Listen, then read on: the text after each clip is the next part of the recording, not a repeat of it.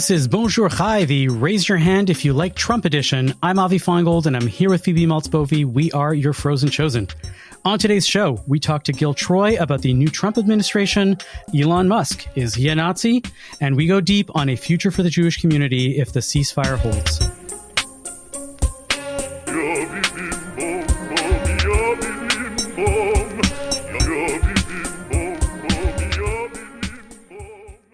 We have two topics to cover today. First off is the past week in Trumpland. What has happened since the inauguration? How does all of his first day's actions relate to the Jewish community?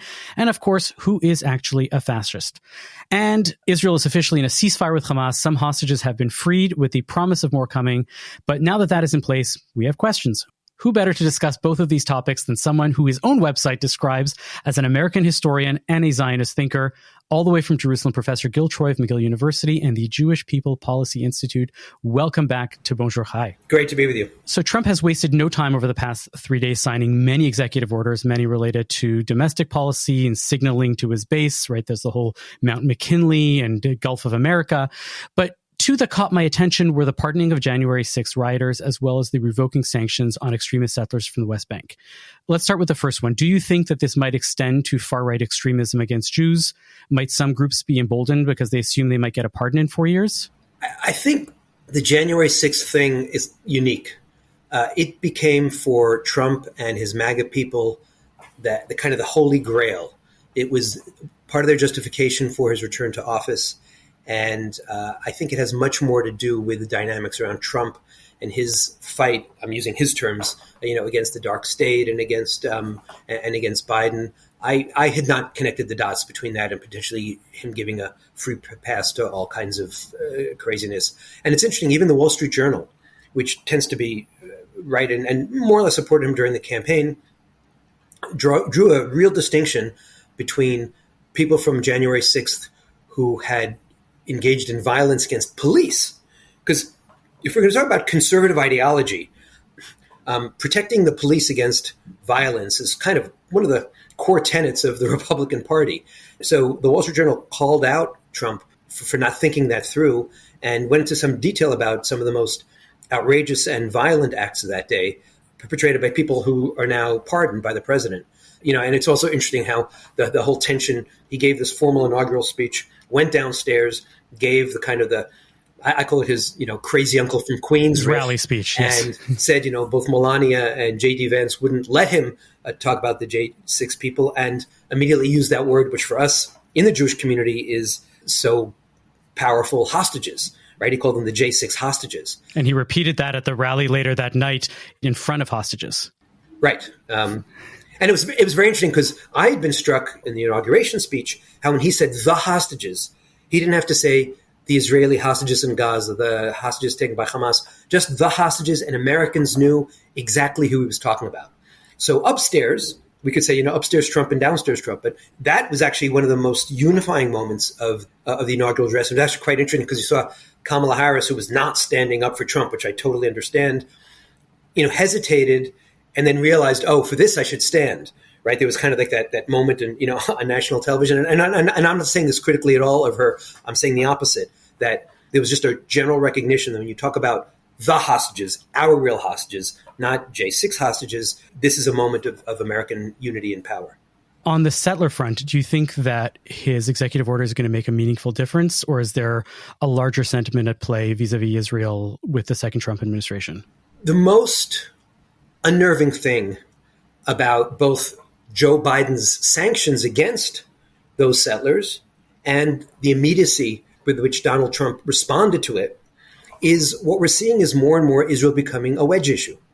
And I warned about this even when George W. Bush was president. I called it the toxic embrace. We forget how irrationally, insanely hostile so many people were to George W. Bush. And George W. Bush was also very pro-Israel.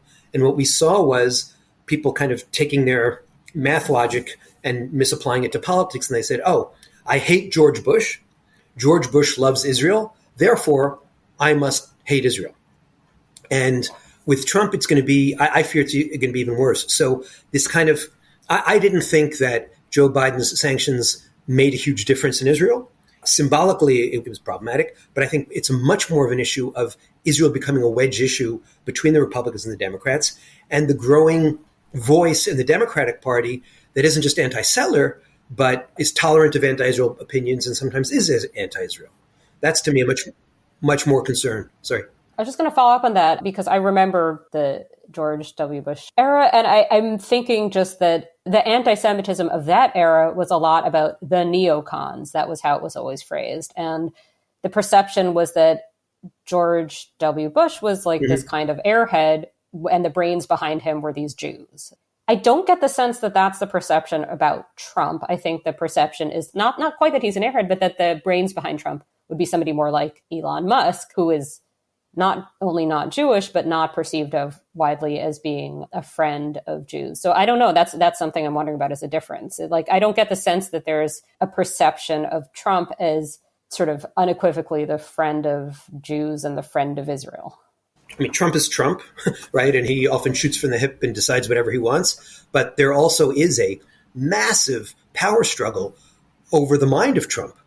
And it's Elon Musk versus Steve Bannon on one dimension, which is more playing out on domestic politics. But there also is a massive power struggle, and you see it in some of his appointments, between the new isolationists who don't want America being involved in anything, including Israel, and people like Marco Rubio, the new Secretary of State, Mike Waltz, the new prospective national security advisor, who are not only all in Israel, but in their confirmation hearings were quite clear in having very little tolerance for a Hamas left in Gaza. So if you try to read the tea leaves and get a sense of where Trump is going to go based on who's around him, it's very complicated. Mm-hmm.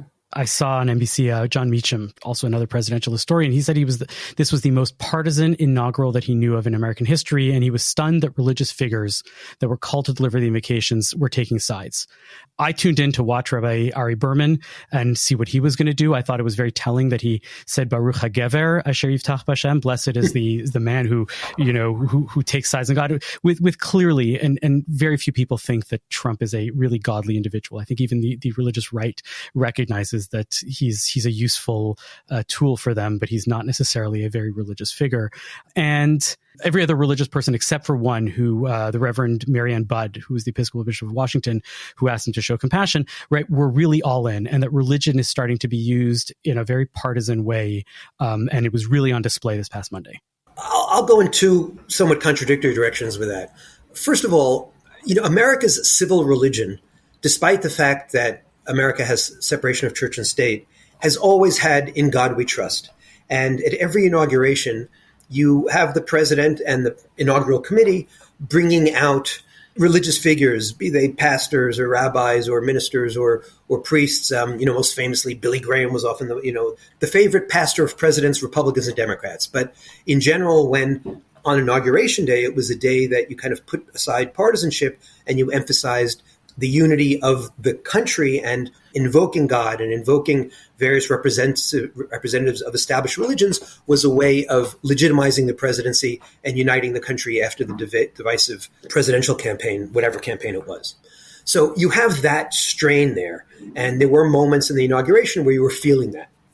His first line where he talked about a golden age was much more constructive and much more unifying than his rhetoric of America's carnage 8 years ago, his first inaugural address. So it was a kind of a split screen reality. So you had that on one hand. On the other hand, there was this kind of underlying thing of, this is Donald Trump trying to tame God too. And this is Donald Trump trying to tame the American religious establishment too. What did you make of Rabbi Berman's speech, or his blessing? Yeah. Look, so for me, and perhaps I was listening too much with my Jerusalem ear rather than my American presidential historian ear, the two things that to me were most important were, one, him putting the hostages front and center and wearing the hostage pin, and second, criticizing the chaos on universities. And in a speech that on the whole was more... To be fair, it's supposed to be a blessing. It's not a... Right. That's the so thing that's what I'm saying. So it was interesting that within the context of the blessing, he worked in these two somewhat political positions that kind of resonated certainly with Israelis and with many Jews. But beyond that, I didn't feel that he had demeaned Judaism in giving a blessing, because it's a very natural thing for a pastor to give a blessing at the inauguration.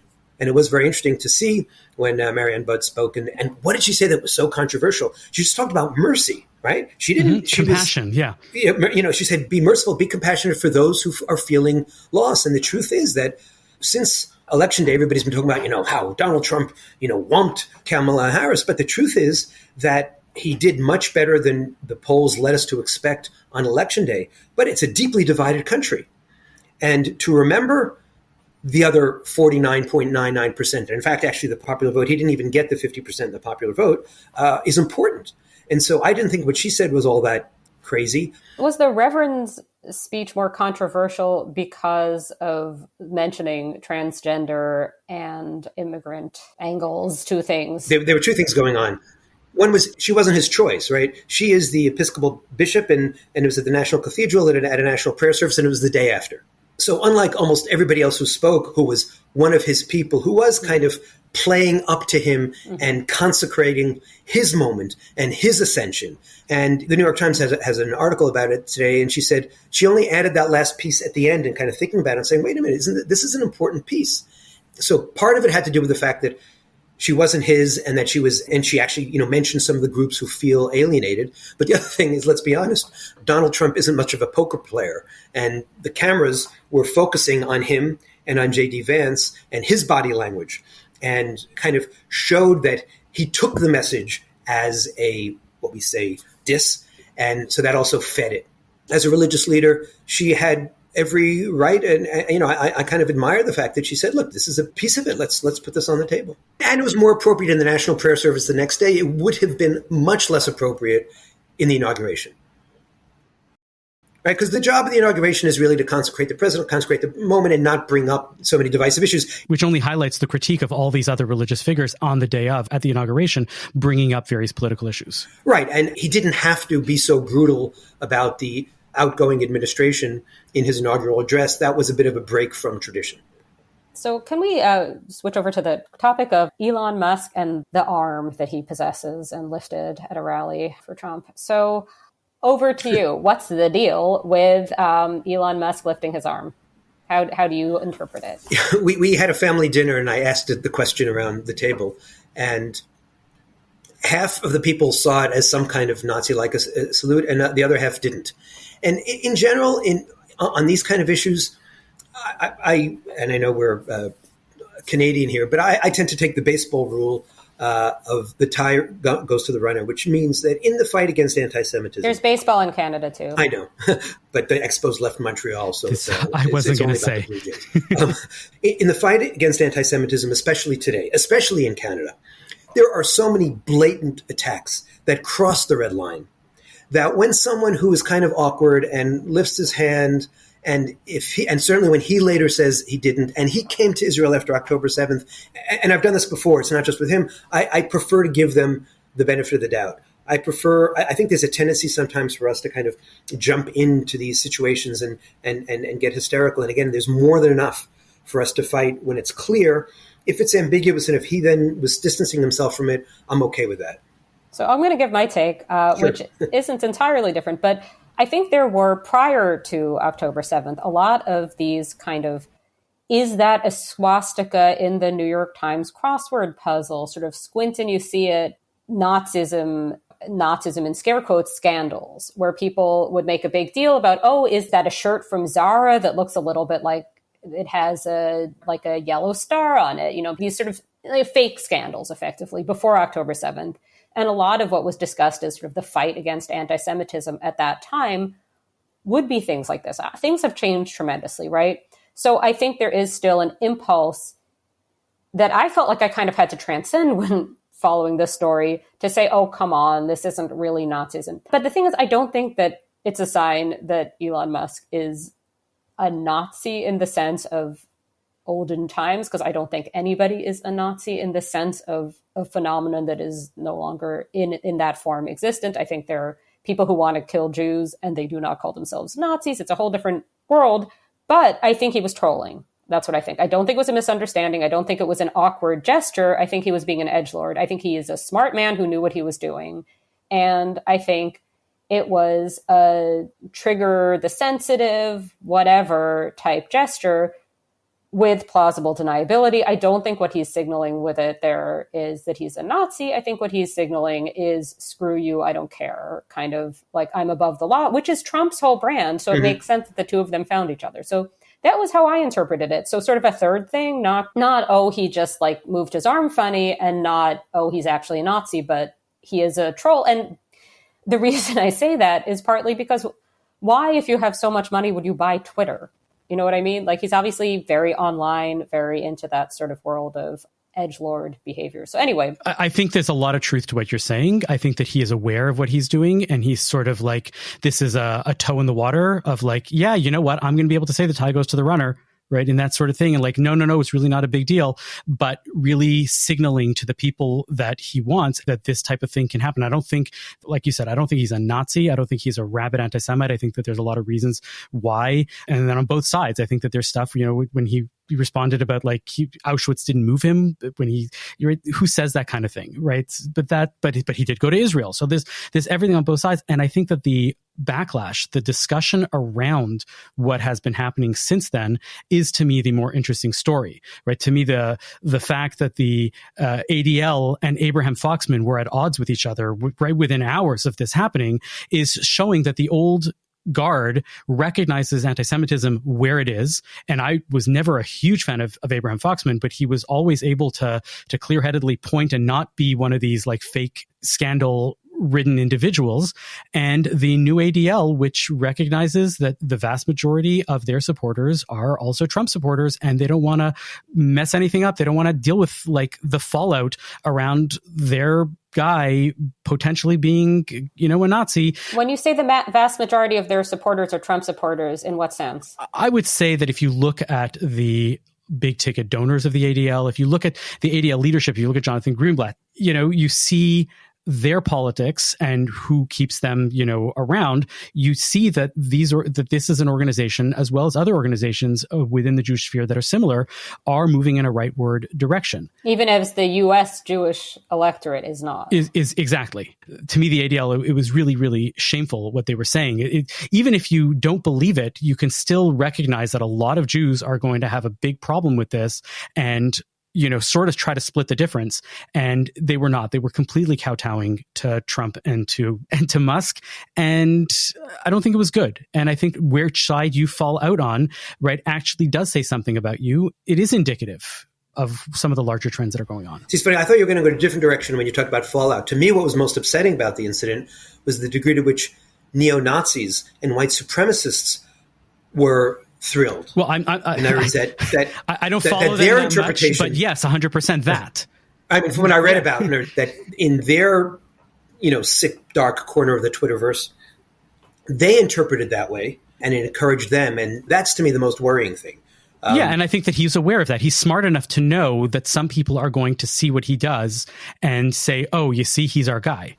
Yeah, that's a debate. Like, for example, my son, who's in the middle of reading the Walter Isaacson biography of him, said the guy's autistic. He's in front of thousands of fans, and he just sort of threw out his arm. I don't know, but it was just interesting. It's interesting to see. You know, what's interesting is to what extent did this become a Rorschach test, like so many issues these days, about Trump, about Musk, about, you know, as opposed to what really happened. Yeah.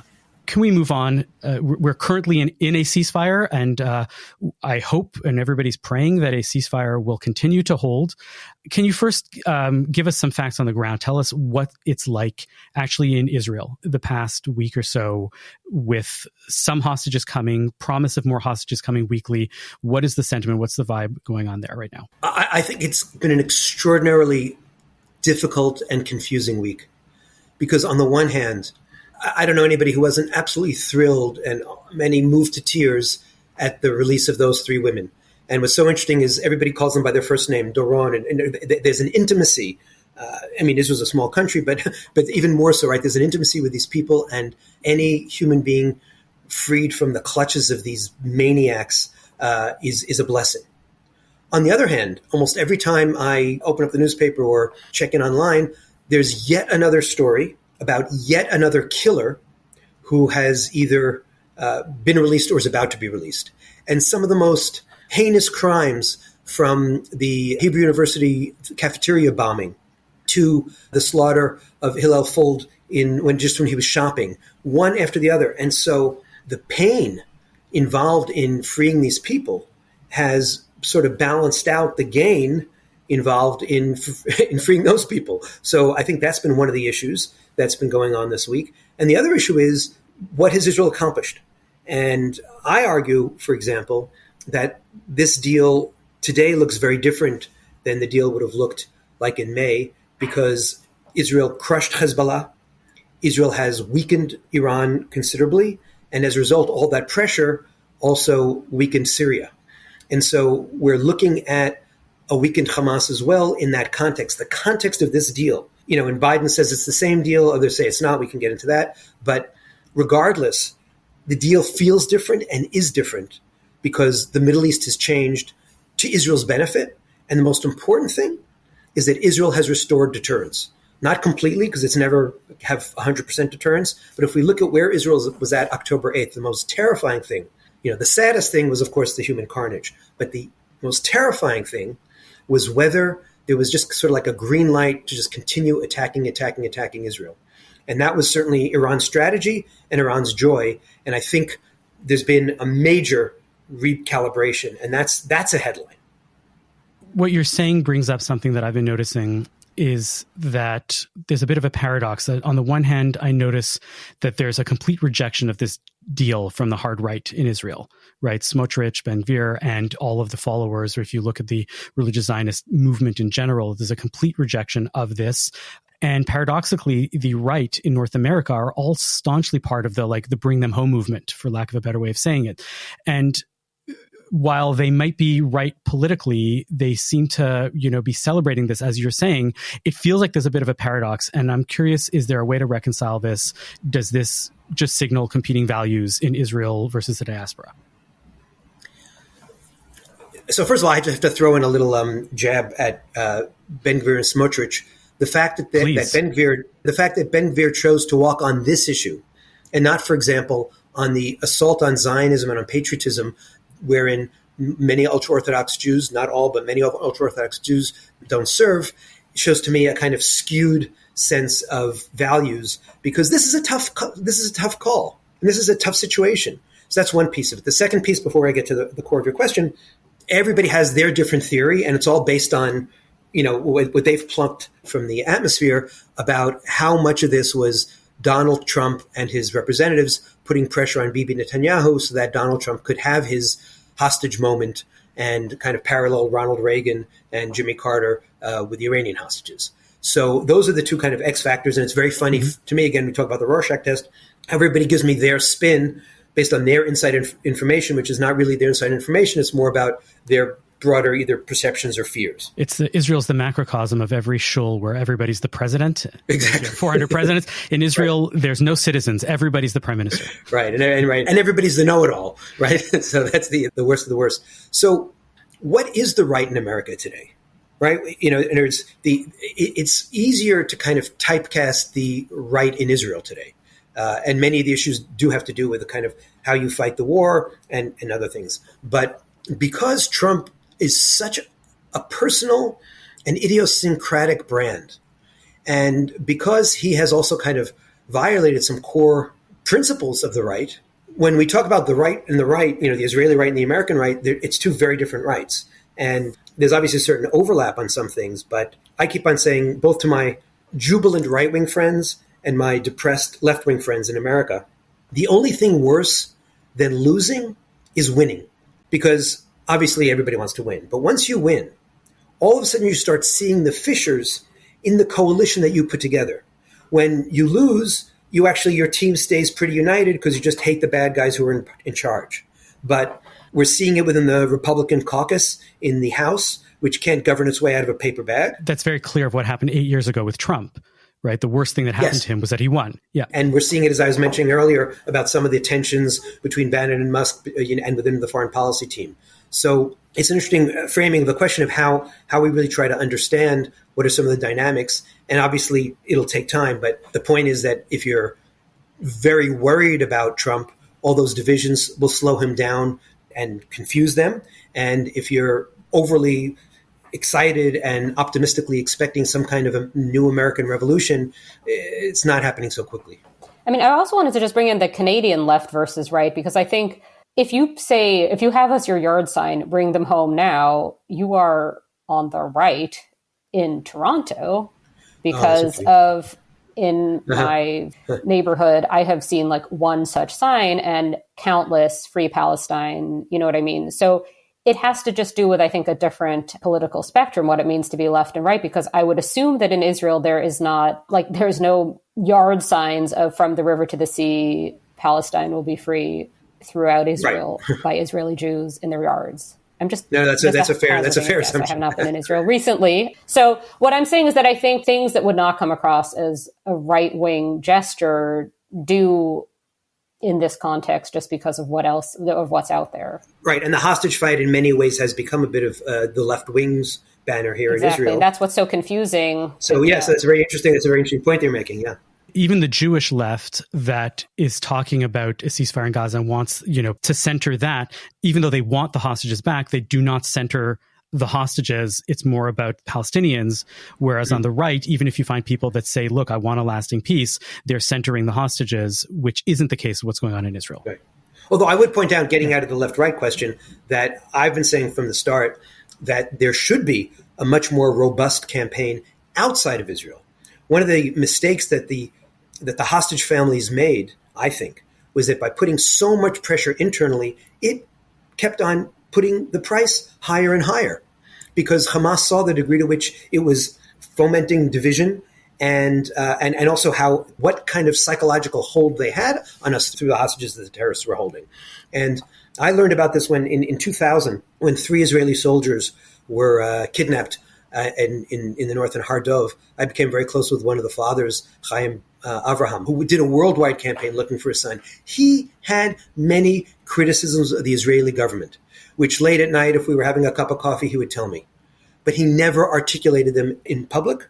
And what he did was he came to Ottawa, he went to Washington, he went to London, he went and he said, I'm a father looking for my son, and put pressure on the outside. And I think if from the start there'd been more pressure on the outside, on Qatar, on Turkey, in their embassies, in their consulates, it might have made a difference. And by the way, Tony Blinken, the former Secretary of State, in his final interview to the New York Times, he said, where was the world? This is an exact quote. Where was the world? And he felt, now I wish he had articulated that more when he was, in prime time, but he said it on the way out, that the world had not put enough pressure on Hamas and had not been outraged enough by the hostages. And that gets to also what you both are talking about. I would say, in terms of the left, it actually shows a moral failure of the left as well.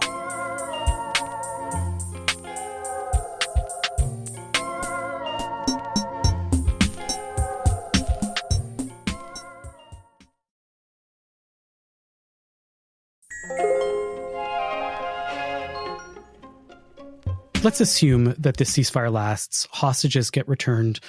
What happens with the movement to free Palestine, as well as this movement to free the hostages and the concurrent neo-Zionism, this return to hard right Zionism that we are seeing? Do you think that it's going to dissipate? Do you think that, that there's going to be a maintenance of this groundswell of political action on both sides? Or do you think that there's going to be movement away from that? So, obviously it's a speculation. Before I get to that, I do want to say that most Israelis wish that your fundamental assumption will be true. Most Israelis doubt that it will be true, right? And that's actually one of the things that makes us so crazy about this deal. That first of all, we haven't even gotten a full accounting of all the hostages, who's alive, who's dead. Secondly, they're dripping human beings over the course of 6 weeks, and we're only going to get, if it all works, 33, some dead, some alive. And what about the other 2/3?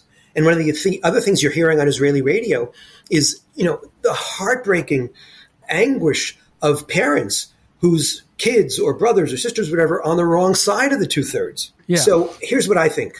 I fear that in the same way that until 1991, when the Soviet Union fell, the kind of identity marker of the left was being Marxist.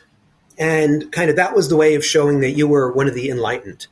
Since October 7th especially, but it's been building for many, many years, partially since 1991, one could even argue, but certainly since October 7th, calling out Israel as quote unquote genocidal, calling out for Palestine to be from the river to the sea, making Palestinianism front and center, has now become a central foundation stone, an identifying marker of the left. The kafia is the way of showing what team you're on, and the degree to which you also have on the edge of all the movements agitators paid for by Palestinian movement to keep it going, and the joy with which so many people have in bringing a kind of Arab street politics to our campuses, to the Toronto mayor's ice skating party, to the downtown of Montreal, I think makes it's going to be very, very hard for that cat to be put back in the bag.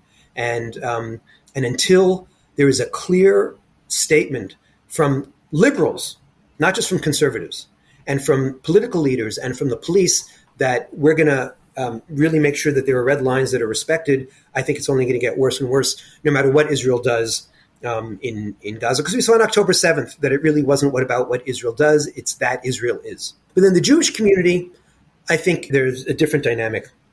I think a lot of the activism since October 7th is fed by the hostage issue, by the ongoing tensions. And I say that as someone who's been pushing identity Zionism, and I want something that's more, let's say, birthright-oriented or identity-oriented and much less reactive.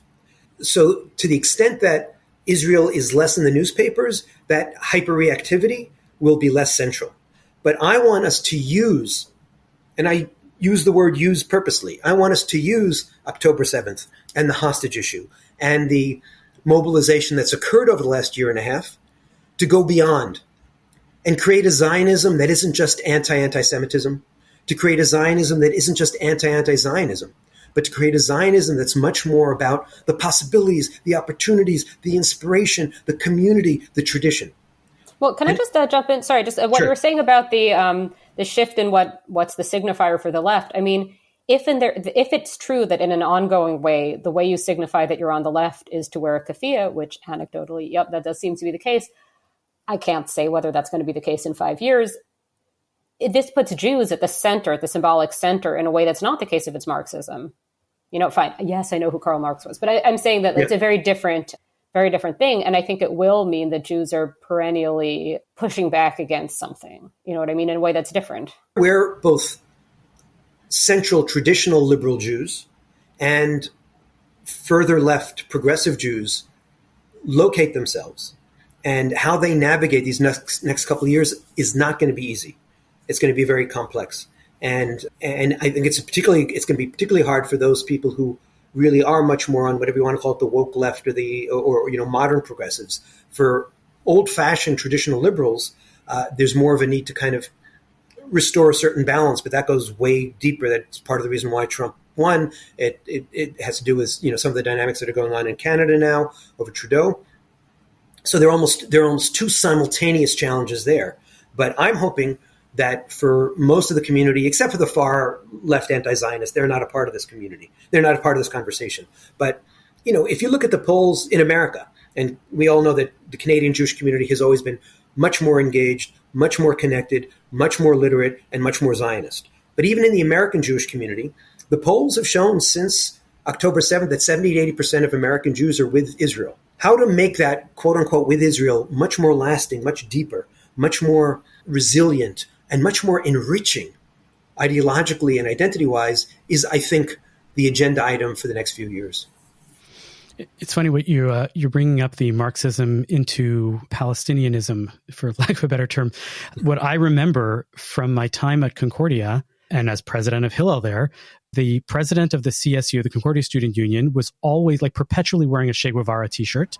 Mm-hmm. And he was the person who ushered in the student agenda that was called Uprising, and that had a keffiyeh on the cover. And this is already back in 2000. I'm really realizing that we were on the cusp. We were really at this moment where a shift was happening. And it was really vivid then. I think it's much more new in the US. I always had the perception that the US was kind of an exception in not going all in for Palestine among those sort of hip student left. And that when I was spending time in France, it would be the case there. It would not be the case so much in the US. And I think what I've seen that's new since October 7th is really the move of this sort of globalization of what had already been the case, including in Canada, I think. Yeah, I mean, look, it had been building in the universities, it had been building among the professoriate, but you're right, certainly you didn't see anything like that on the street, and you felt it more in France and elsewhere. But again, this goes to the broader issue of where the Democratic Party is going, what lessons the Democratic Party is learning from, and it goes way beyond the past election day. There are big questions that haven't been asked because since he came down the escalator in 2015 in that famous Donald Trumpian debut, there's been so much what they call Trump derangement syndrome. There's been so much angst about Donald Trump. There's been so much focus on Donald Trump that very important questions which the Democratic Party needs to ask have not been asked. How could it be that after 8 years of Barack Obama, both blacks and whites had less faith in race relations than blacks and whites had after the Clinton and Bush administrations? How could it be that Obama spawned Trump? How could it be that Hillary Clinton lost? How could it be? And there are all these questions, and the only way that the Democrats are going to win again is by asking some of the questions of where are we missing, even young blacks, Hispanics?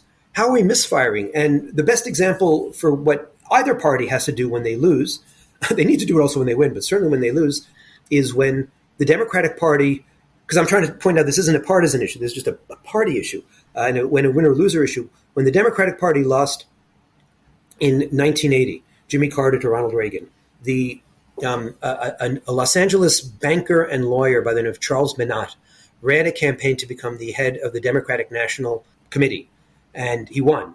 And he had one campaign platform. We need a commission to ask what went wrong. How did we end up electing Ronald Reagan? How did we end up losing the presidency? And that helped spawn, you can say for better or worse, the conversations that led to 8 years of the Clinton White House and a different approach to the Democratic Party.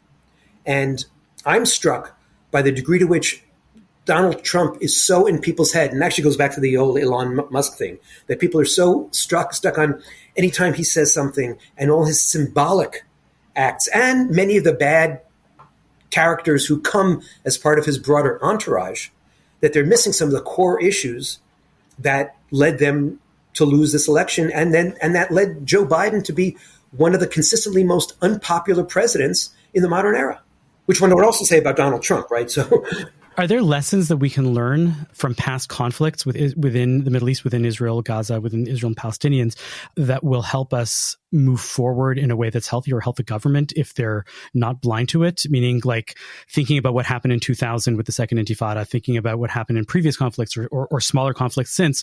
What did not go as well as it should have that we can learn from and move forward after, assuming, like I said, hoping and praying that this ceasefire stays for next steps for the future? So in Davos this week, President Herzog made a point of distancing himself from the famous formula of 2 states for 2 peoples. And first of all, that very much reflects where most Israelis are out after October 7th. But to me, it's very important for Canadian policymakers, for American policymakers, to look at themselves and ask themselves. Everybody's talking about Bibi and the Concepcion. I certainly have my criticisms of Bibi and his conception that led to October 7th. But there was a conception in the international community and on American and Canadian foreign policy circles about, Hamas is pragmatic.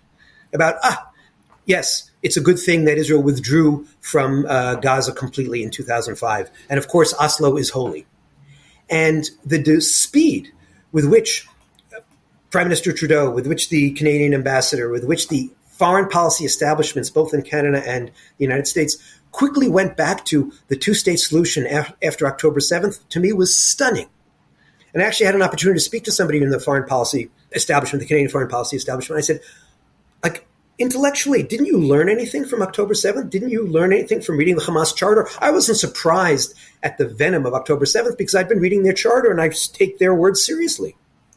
And she said something very interesting. She said, look, when I speak to Israeli policymakers, when I speak to leaders of the Jewish community, that's the formula they use, 2 states for 2 people. And so I said, well, let's think about this. And the formula that I now use, and it turns out I had a long conversation with our friend and teacher, Erwin Kotler, and he's been saying a similar thing for many, many years. If we switch from 2 states for 2 peoples to 2 democracies for 2 people, we change the dynamic completely. 2 states for 2 people basically says, how much is Israel going to carve out of the land, the small piece of land that it owns in the Middle East, to make the Palestinians happy, with the assumption that somehow there is some kind of perfect formula there, when in fact many Palestinians, not all, but many Palestinians, and certainly Hamas, have shown that there's no inch of territory that they want Jews on. When we say two democracies for two people, first of all, we don't get into that negationism, which is such a sickness on the Jewish right, of not respecting Palestinian self-determination, of not respecting Palestinian identity, of saying, "Oh, we came here first." It's such a silly game that I refuse to play. So we intellectually, and this, I'm not talking about posture, I'm talking about intellectually and ideologically and morally saying, yes, it's not just a Palestinian problem, but there's a Palestinian reality. We do that, but it also, instead of just saying, what is Israel going to do, we turn to them and say, what are you going to do? And we can then turn to Canada and Norway and the United Nations and all the lovely countries and institutions in the world and saying, how are you facilitating two democracies for two people? What are you doing to build up Palestinian civil society? And then we also say, the other cliche which drives me crazy is the Reformed Palestinian Authority. Well, just calling it the Reformed doesn't make it reformed. And so there has provisional to be IRA. Right. So what I most fear, frankly, is us going back to the same old things that failed. If you didn't notice after the second Intifada that Oslo failed, certainly after October 7th, you have to notice that the Gaza disengagement failed.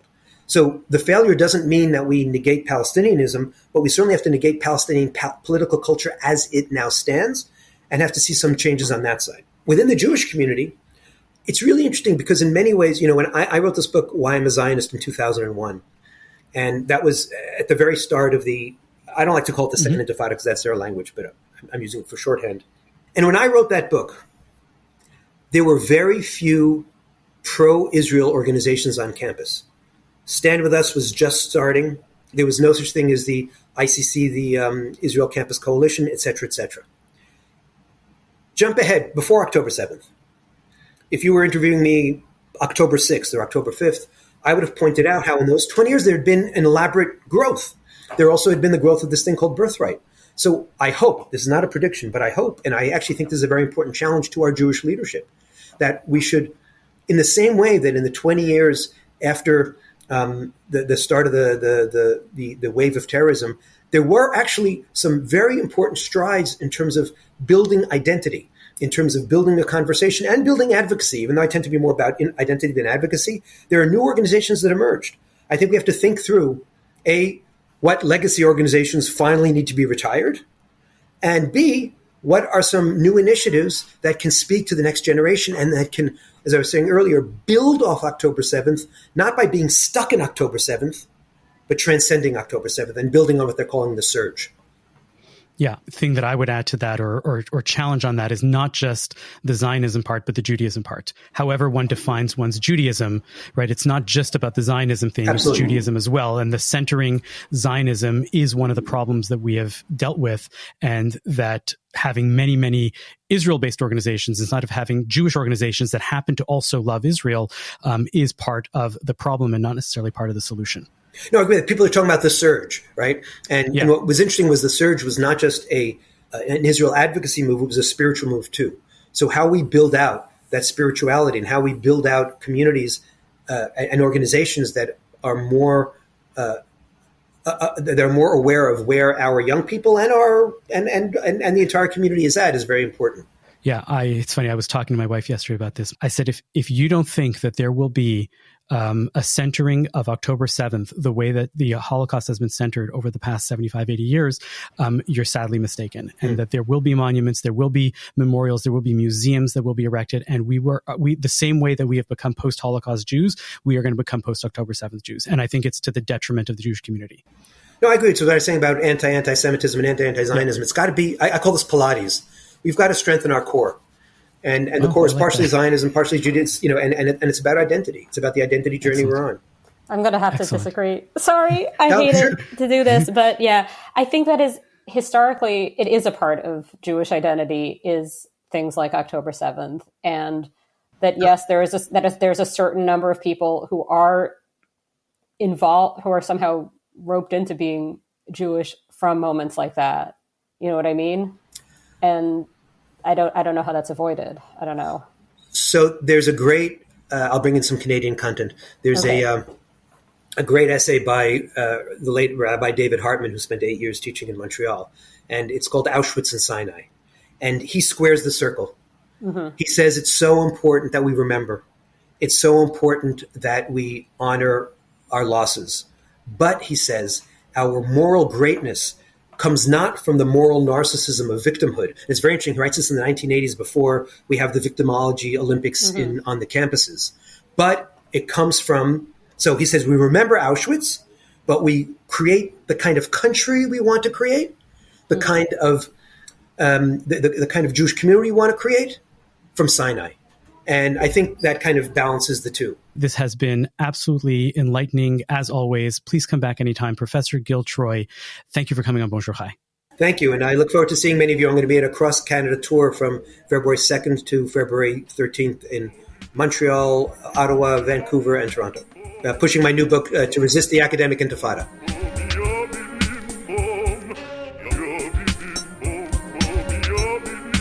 Now it's time the show for our nachas or breigus. Phoebe, which one do you have this week, and what is it? Well, it's going to have to be nachas because I feel like politics and world events has been so stressful that that covers the breigus end. So I'm going to go with nachas, and it's going to be the book Long Island Compromise by Taffy Brodesser-Akner, which I reviewed for the CJN's website this week.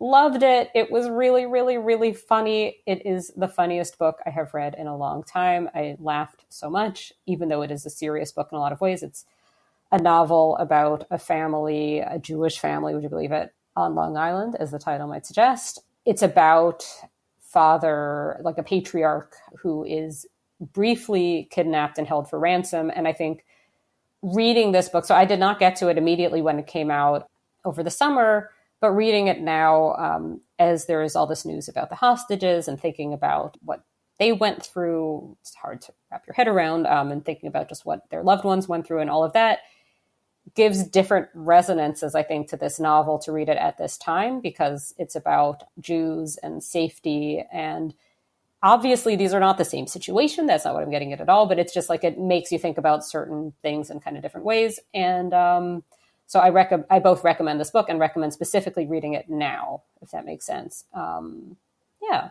Avi, what about you? What have you got? This is an observation that is a nachas, that is also an observation of a phenomenon that's growing in clearly having a new movement happening. Over the past little while, I've been noticing that people are making old Jewish men a thing. Are you aware of this, Phoebe, at all? Am I aware of old Jewish men? I know they're out there. I think like as a kind of meme. I think I know what you mean.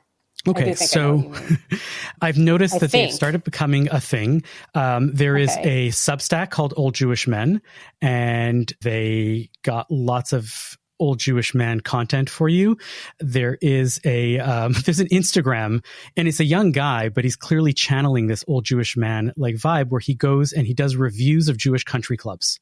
And he like checks out their latkes and their pickle at the restaurant, and then he goes into the locker room and checks if they have a free toothbrush or not. He goes to the golf course, like he's doing all of this like channeling old Jewish man energy. There's a book that I just found randomly at a Barnes and Noble, and I just had to buy it. The Old Jewish Men's Guide to Eating, Sleeping, and Futzing Around includes how to schmooze like a pro, advanced deli strategies, golf, schwitz, repeat. Right. This is Can I ask a question about this? Please. Is this about old Jewish men currently living, or is this about some notion of old Jewish men that would have felt very contemporary to Jews in like the 1980s or thereabouts? I think it's both in the same. I think that the idea behind it is that old Jewish men have not changed since then, and they still like the things that they've always liked, and that at some point you become an old Jewish man and you like certain things, and they're saying, well, you should just embrace that as a young man, or just, you know, recognize that this is a set of values that is totally fine and you can enjoy it and you can go for it. That's my sense on it. I'll have to investigate. I didn't get to my favorite piece of it, is that there's merch now. There's a website called Old Jewish Men of New York, and they sell T-shirts and hats, and they have different collections and that are very old Jewish men-ish. But my favorite one has the polo horse, and in the lettering it says Ralph Lifshitz, and they sell hats and T-shirts. Okay, that's pretty good. And it's pretty good. And I'm like, if anybody wants to buy me some Old Jewish Men merch, I'm happy to take some Ralph Lifshitz kippahs or hats or shirts or whatever it is that you want to send me. I will proudly wear those. I'm a big fan of that. They do others. They have a New Balance one that they do a spin-off of. They do different baseball teams that they have parodies of. But that was me. That was my thing. So yes, my nachas is for Old Jewish Men, wherever they may be found. Thank you for listening to Bonjour Chai for the week ending January 25th, Shabbat Parashat Va'era. The show is produced by Michael Freeman, edited by Zach Hoffman. The executive producer for CJN Podcast is Michael Freeman. Our music is by So-Called. We are a project of the Jewish Living Lab and are distributed by the CJN Podcast Network. You can listen to all our past episodes on our page at thecjn.ca/bonjour, and you can subscribe to the podcast and automatically receive all episodes on Apple, Spotify, or wherever you get your podcasts. We'd love it if you told a friend about Bonjour Chai. It is one of the best ways we get new listeners. And as always, you can email us with comments at bonjour@thecjn.ca.